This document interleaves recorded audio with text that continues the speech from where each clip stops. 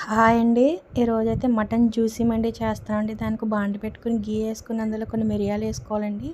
అవి వేగిన తర్వాత కొంచెం అల్లం వెల్లుల్లి పేస్ట్, అలాగే పచ్చిమిర్చి పేస్ట్ కూడా వేసుకొని పచ్చివాసన పోయే వరకు వేపుకోవాలండి. ఇదైతే మెయిన్ ఇంగ్రీడియంట్ అండి.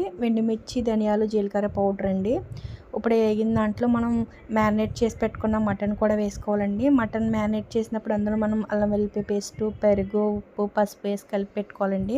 అదొక 2 అవర్స్ నానిన తర్వాత ఇప్పుడు ఇందులో వేసుకుని పచ్చివాసన పోయే వరకు మనం ఫ్రై అయితే చేసుకోవాలండి. ఫ్రై చేసుకున్న తర్వాత దీన్ని మనం ఒక 4 గ్లాసెస్ వాటర్ వేసుకుని విజిల్ పెట్టుకోవాలండి. విజిల్ పెట్టుకున్న తర్వాత కొంచెం వాటర్ అయితే సెపరేట్ చేసుకోవాలండి. కొంచెం వాటర్ అయితే మటన్లో ఉంచుకోవాలండి.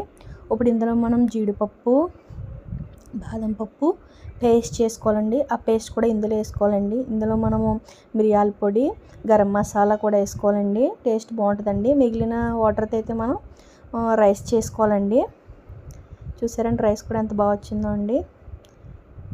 ఆ మసాలా వాటరే మనకి రైస్కి కూడా సరిపోద్దండి. ఆ వాటర్తో వండుకుంటేనే మండి రైస్ అనేది టేస్ట్గా ఉంటుందండి. ఇప్పుడు ఇందులో అన్ని ఇంగ్రీడియంట్స్ వేసాక మటన్ గ్రేవీ చూసారండి బాగా వచ్చిందండి. సేమ్ మనకి రెస్టారెంట్లో ఎలా అయితే ఉంటుందో జ్యూసీగా అలానే వచ్చిందండి. స్ట్రక్చర్ కూడా సేమ్ పర్ఫెక్ట్గా అలా ఉందండి చూడడానికి. టేస్ట్ అయితే చాలా బాగా వచ్చిందండి. ఆ తర్వాత రైస్ కూడా బాగా పర్ఫెక్ట్గా కుక్ అయిందండి. చూసారు కదండి రైస్ ఎంత బాగా వచ్చిందో పొడి పొడిలాడుతా. సేమ్ మనకి రెస్టారెంట్లో మండి రైస్ ఎలా వేస్తాడో అలానే వచ్చిందండి. టేస్ట్ అయితే చాలా బాగా వచ్చిందండి. దీన్ని మనం తర్వాత డ్రై ఫ్రూట్స్తో డెకరేట్ చేసుకోవడమండి. వెజిటేబుల్స్ అండ్ ఫ్రైడ్ ఆనియన్స్ వేసుకొని డెకరేట్ చేసుకుంటే మటన్ జ్యూసీ మండి రెడీ అండి. అంతేనండి.